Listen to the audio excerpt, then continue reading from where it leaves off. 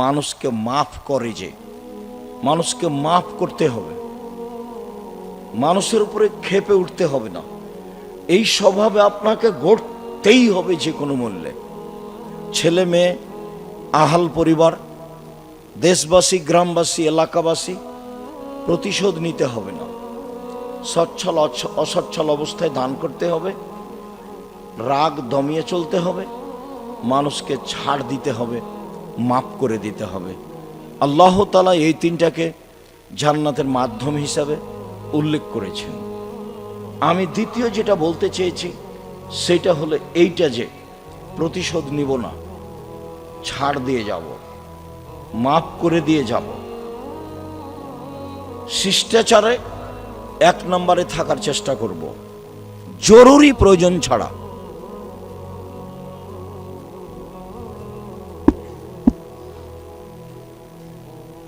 এই ছেলে, এটা কি তোমাদের কারণে হচ্ছে নাকি? তোমরাই কি কিছু করছো?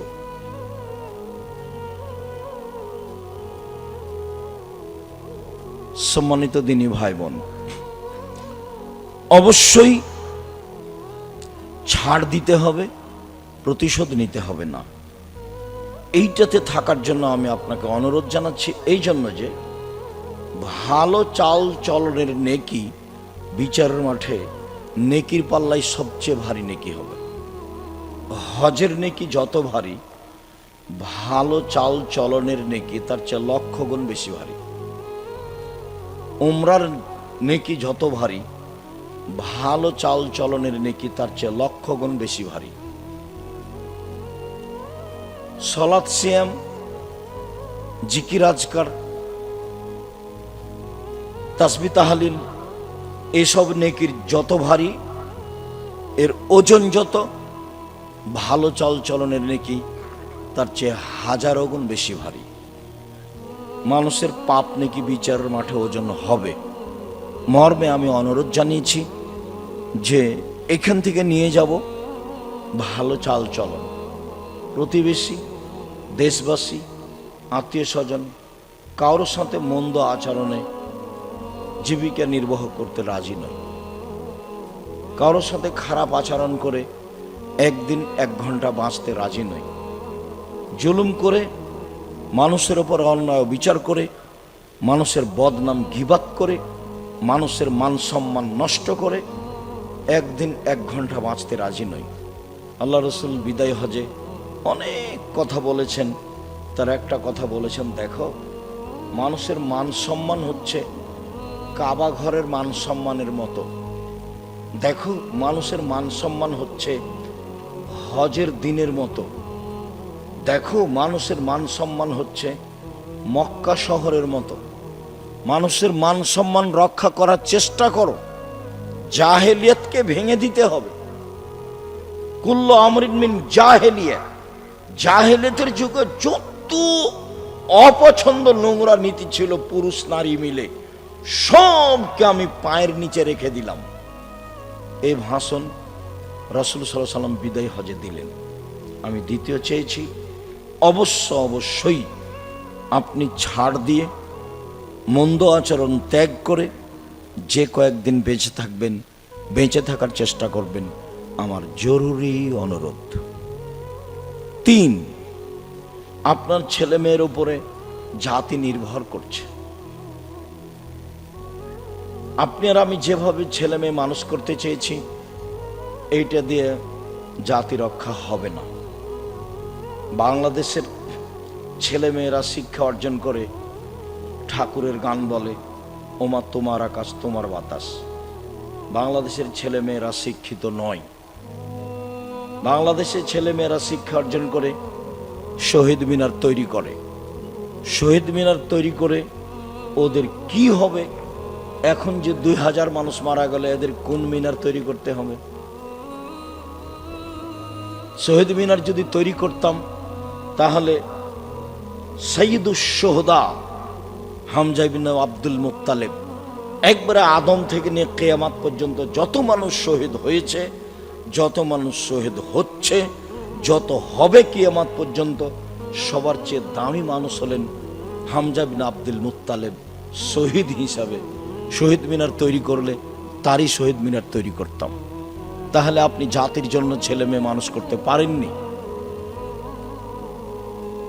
ছেলে মেয়ে মানুষ করেছেন, ও হলো চোর ডাক্তার, ও হলো প্রতারক ধোঁকাবাজ ডাক্তার, রাসূলের আদর্শ বুঝেনি। তাহলে আপনি জাতির জন্য কি ছেলে মেয়ে মানুষ করলেন? আপনার ছেলে মেয়ে জাতিকে রক্ষা করতে পারলো না। বহু জায়গাতে আল্লাহ কোরআন মাজিদে বলছে, ফেরাউন তার সম্প্রদায়কে সৎ পথ দেখাতে পারেনি, ফেরাউন তার সম্প্রদায়কে সঠিক পথে পরিচালনা করতে পারেনি। ফেরাউনের এমনিতেই হুঙ্কার আর দাবি যে হামান উঁচু প্রাসাদ নির্মাণ করো, আমি মূসার রবকে হত্যা করব। আমি মনে করছি মূসা মিথ্যার ভিত্তিতে মূসা দিনরাত কাটাচ্ছে, ও আমাদের মান সম্মান নষ্ট করে দিবে। এসব ফেরাউনের এগুলো ফালতু কথা। ফেরাউন জাতিকে রক্ষা করতে পারেনি, এই কথা আল্লাহ কোরআন মাজিদে বহুবার বলেছেন। সে জাতিকে ভুল পথে নিয়ে গেছে। আপনি ছেলে মেয়ে মানুষ করলেন কি করতে? জমি চাষ করে খাওয়াই ভালো ছিল, দিন মজুরি করে খাওয়াই ভালো ছিল।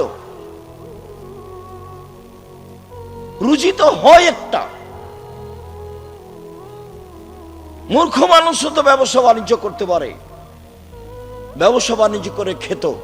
25-30 বছর যাবত তাকে পড়ালেন, 40 বছর যাবত তাকে পড়ালেন, বিবাহ শাদী দিলেন না। 30-32-35 বছরের বিবাহ শাদী দিলেন, খালি বললেন ইস্টাবলিশড হতে হবে, বাহ, নিজের পায়ে দাঁড়াতে হবে। মেয়েও শিখলো চাকরি করব, তারপরে বিবাহ। জেনাতে সয়লাভ, জেনার বন্যা। ছেলেও বুঝলো তাই, মেয়েও বুঝলো তাই। এক সময় এই প্রজনন দেখা দিয়েছিল খুব বেশি ভাবে, যার কারণে হাজারো লক্ষ মেয়ে এখন বাংলাদেশে আছে যাদের বিবাহ হয়নি, যাদের বয়স 35, 40, 45, 50। তার মানে ওরা ইস্টাবলিশড হবে, তারপরে বিবাহ, সমাজের সেবা করবে, মাঠে নেমে যাবে। আমি আপনার ছেলে মেয়ে এভাবে লালন পালন করা চাইনি। আমি চেয়েছি আপনার ছেলে জাতিকে রক্ষা করুক।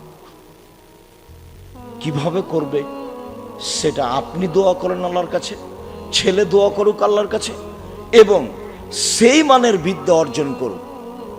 জাতিকে পরকালমুখী করতেই হবে যে কোনো মূল্যে। জাতিকে বুঝাতে হবে মানুষের বিচার হবে, হক বাতিলের বিচার হবে, মানুষের মরণ হবে, মানুষ মানুষের কল্যাণে থাকবে।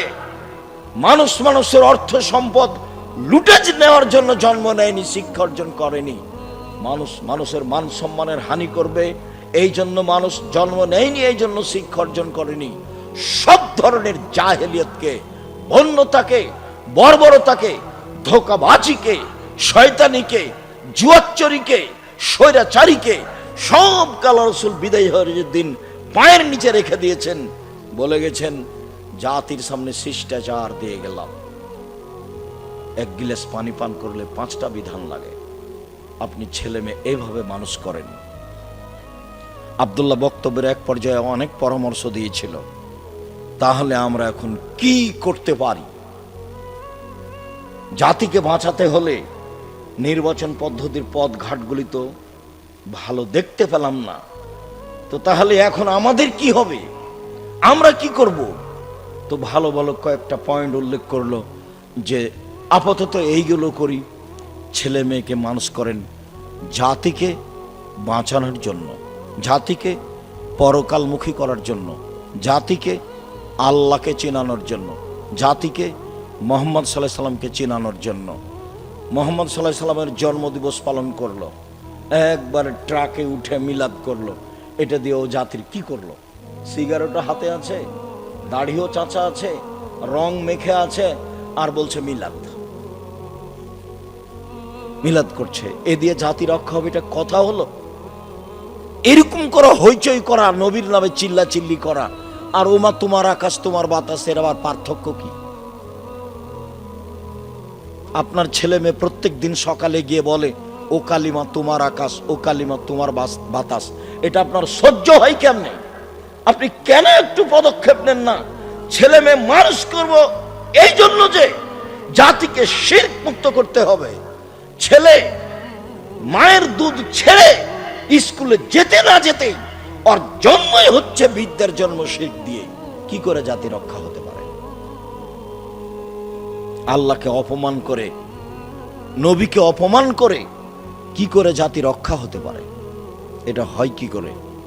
বাংলাদেশের আলেম ওলামা সুযোগ পেয়েছিল নিজের মতো দেশ গড়তে, কিন্তু বুঝলো না তারা, নিজ নিজ স্বার্থে নেমে গেল। সবাই বসে, যারা মনে করে আমরা কোরআন হাদিস বুঝি, হানাফি হোক, শাফি হোক, মালিকি হোক, হাম্বলি হোক, যেই হোক না কেন, তারা যদি নিজ স্বার্থ ত্যাগ করে বাংলাদেশের মাটিতে পরামর্শের ভিত্তিতে নেতা নির্বাচন হবে, এই পদক্ষেপ যদি তারা হাতে নিত, তাহলে যারা গাদ্দারি করছে, করেছে, করবে, এরা সুযোগ পেত না। কিন্তু আমি আর আপনি তো সুযোগ নিলাম না। শুধু খালি ছেলেগুলো জীবন দিল, মানুষগুলো জীবন দিল, পানি লাগবে, পানি লাগবে, পানি লাগবে। সুযোগকে মাটির সাথে মিশিয়ে দিল। সবাই নিজ নিজ স্বার্থ নিয়ে চলল ধর্মের নামে। অবাক কথা, দেশের মুরগি জ্বালিয়ে দিয়ে ইন্ডিয়া থেকে ডিম নিয়ে আসতে হবে, এরাও নাকি দেশ চাই। দেশের কলকারখানা বন্ধ করে ইন্ডিয়া থেকে সবকিছু নিয়ে আসতে হবে, এরাও নাকি দেশ চাই। দেশের টাকা পয়সা বাহিরে দিয়ে দেশের শাসন ব্যবস্থা চালাতে হবে, এরাও নাকি দেশ চাই। এর চেয়ে ধোঁকাবাজি, এর চেয়ে মুনাফেকি, এর চেয়ে জুয়াচুরি, এর চেয়ে শয়তানি আর কি হতে পারে? জাতির সাথে মুনাফেকি করে বিদ্যা দেখাও তুমি, জাতির সাথে মুনাফেকি করে নির্বাচন দেখাও তুমি, জাতির সাথে মুনাফেকি করে নেতৃত্ব দেখাও তুমি। এটা তোমার একটা আস্ত ধোঁকাবাজি। মুখে এক, ভিতরে আর এক, মুখে এক, ভিতরে আর এক। এর নাম নগদ মুনাফেক। এ হলো মুনাফেকি। এ আচরণ দিয়ে জাতির কল্যাণ আনা যাবে না। আপনার ছেলে মেয়েকে দেখি ছুটে বেড়াচ্ছে মোটরসাইকেল নিয়ে। তোমার আমাদের নেতার চরিত্র ফুলের মতো পবিত্র, আপনার ছেলে মেয়ে তো দৌড়ে বেড়ায়, এখনো বেড়াচ্ছে মোটরসাইকেল নিয়ে ঘুরে বেড়াচ্ছে। ও কি করতে পারে জাতির? কি করতে পারে ও জাতির? ও কিছুই করতে পারে না জাতির। জাতির অর্থ সম্পদ লুটে খাবে। এই জন্য আপনি ছেলে মেয়ে মানুষ করেছেন। দুঃখিত, এটা চাইনি। মানুষ হিসাবে বুঝে চেষ্টা চালিয়ে যাচ্ছি। তাই সব সময় বলি, দাঁড়ালে বলি, শিরক মুক্ত প্রতিষ্ঠান জামিয়া সালাফিয়া, বিদআত মুক্ত প্রতিষ্ঠান জামিয়া সালাফিয়া, দল মুক্ত প্রতিষ্ঠান জামিয়া সালাফিয়া, সংগঠন মুক্ত প্রতিষ্ঠান জামিয়া সালাফিয়া, হিংসা মুক্ত প্রতিষ্ঠান জামিয়া সালাফিয়া। মনে বড় সাত, এই দেশে উন্নত মানের প্রতিষ্ঠান গড়ে বাংলা, ইংরেজি, আরবি উন্নত মানের বাচ্চাদের শিক্ষা দিয়ে জাতির অন্যায়ের বিরুদ্ধে লড়বো। মুখে কলমে মিডিয়াই লড়বই। কতটুকু সফল? সফলতা যার হাতে আছে সে বুঝবে। সফলতা যার হাতে আছে ও বুঝবে। অবাক কথা, ক্ষমতা দিয়ে মানুষের চালচলন ঠিক করতে হবে, অবাক হিসাব। ফেরাউন ডুবে গেছে, মাঠ তো দখল হয়ে গেছে। মুসা আলাইহিস সালাম করলেই তো হয়। নদীর উপরে গিয়ে বালুর চরে চরে ঘুরে বেড়াচ্ছেন কেন? আকীদা দিয়ে, আদর্শ দিয়ে, বিদ্যা দিয়ে জাতির পরিবর্তন করতে হবে। এটা আমার দাবি। আপনার ছেলে মেয়েকে নিজের ভাষায় যেটা বলি, মানুষের মতো মানুষ। মানুষের টাকা লুটে খেলো, তখনও মানুষের মতো মানুষ। মানুষকে জেল হাজতে দিল, তখনও মানুষের মতো মানুষ। ধোঁকা দিয়ে, প্রতারণা দিয়ে ওষুধ লিখলো, তবুও মানুষের মতো মানুষ। ইঞ্জিনিয়ারের নাম দিয়ে টাকা চুরি করে নিল, তখনও মানুষের মতো মানুষ। কি করে আপনি বলতে চাচ্ছেন যে আমি চেয়েছি ছেলে মেয়েকে মানুষের মতো মানুষ করতে? ভুল হিসাব। তৃতীয় হলো এইটা। আজকের মতো শেষে চলে আসলাম। আমি চেয়েছি সম্মানিত দিনী ভাই বোন 5 ওয়াক্ত সালাতে অটল থাকবেন, কোরআন তেলাওয়াতে অটল থাকবেন, আদর্শে অটল থাকবেন। আদর্শে অটল মানে সচ্ছল হই, অসচ্ছল হয়ে দান করব, সবসময় দেওয়ার হাতে থাকতে। 10 টাকা একটা কয়েন বুঝেন কি আপনারা? কয়েন বুঝেন? 1 টাকা যেগুলো কাঁচা টাকা যেগুলো, সেগুলো 1 টাকা। এটা হলো 1 নম্বর, মাথায় রাখবেন। কেন? ইবাদত হিসেবে এত শক্তিশালী পাওয়ারফুল ইবাদত পৃথিবীতে নেই, এত ক্ষমতা ধরে ইবাদত পৃথিবীতে নেই। একটা থেকে আর একটা ঘটিয়ে দিতে পারে এমন অবাক ইবাদত, তার নাম দান। আপনি টাকাটি দোকানপাটে খরচ করেছেন, এটা আমি চাইনি। সাধারণ খাবেন, থাকা খাওয়া হবে সাদা সিধে, পোশাক পাতি হবে সাদা সিধে, চাল চলন হবে সাদা সিধে। তাহলে এটা ঈমান, তাহলে এটা ঈমান, তাহলে এটা ঈমান। তোমরা শোনো না, তোমরা শোনো না, তোমরা শোনো না। মুহাম্মদ সাল্লাল্লাহু আলাইহি ওয়াসাল্লাম এভাবে বলছেন।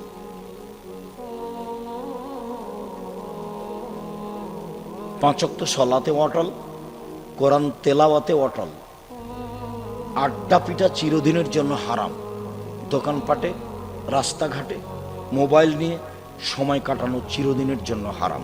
তো দিনী ভাই বোন, ছেলে মেয়েকে যে কোনো মূল্যে আদর্শ করতেই হবে, পরকালমুখী করতেই হবে।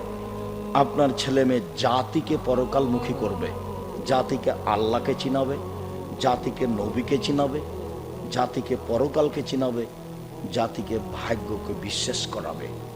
আলেম ওলামা নেমে গেছে ওই করোনাতে। করোনা আমাকে ধরবে কিনা পৃথিবী সৃষ্টির 50,000 বছর পূর্বে লেখা আছে। আর মৌলানা সাহেব বলছে যে একজন মৌলানা আর একজন মৌলানাকে এ সরকারি আইন মেনে চলে, খুব ভালো মানুষ। কি সরকারি আইন? 3 ফুট পর পর দাঁড়াতে হবে মসজিদে। তা বলছে ও খারাপ মানুষ। আমাকে বলছে সবচেয়ে ভালো মানুষ, তা বলছে ও খারাপ মানুষ। কে বলেছে?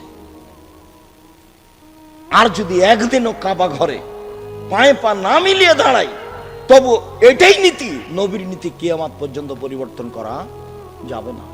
মানুষের নীতির 5 পয়সা দাম নেই। কার নীতি চালু রাখতে হবে সব সময়? মুহাম্মদ সাল্লাল্লাহু আলাইহি ওয়াসাল্লাম। ছেলে মেয়ে এটা করবেন। আপনাকে আমি কষ্ট দিতে চাইনি, বলছি আল্লাহ আমাদের যেসব দিনী ভাই বোন সালাফি কনফারেন্সে উপস্থিত হয়েছিল, তুমি তাদের কবুল করো, তুমি তাদের ক্ষমা করো, তুমি তাদের নিরাপত্তা দান করো, তুমি তাদের আহাল পরিবারকে তোমার রাসূলের পদ্ধতিতে গড়ে তোলার সুযোগ করে দাও। তুমি তো সর্বশক্তিমান, তুমি করতে পারো, তুমি আজিজ, তুমি পরাক্রমশালী, কেউ তোমাকে ঠেকাতে পারে না। তুমি যদি কালকে ফেরাউনকে ক্ষমা করে দাও, তো তোমার বিচার কেউ করতে পারে না। ফেরাউনকে ক্ষমা করলো কেন, এই কথা কেউ বলতে পারবে না। মুসা আলাইহিস সালাম, ঈসা আলাইহিস সালাম বলছেন ইন তুআযিবহুম ফাইনহুম ইবাদুকা। আমি কাউকে বলিনি আমি আল্লাহ, আমার জীবদ্দশায় আমার পরে তারা কি করেছে সেটা আপনি জানেন।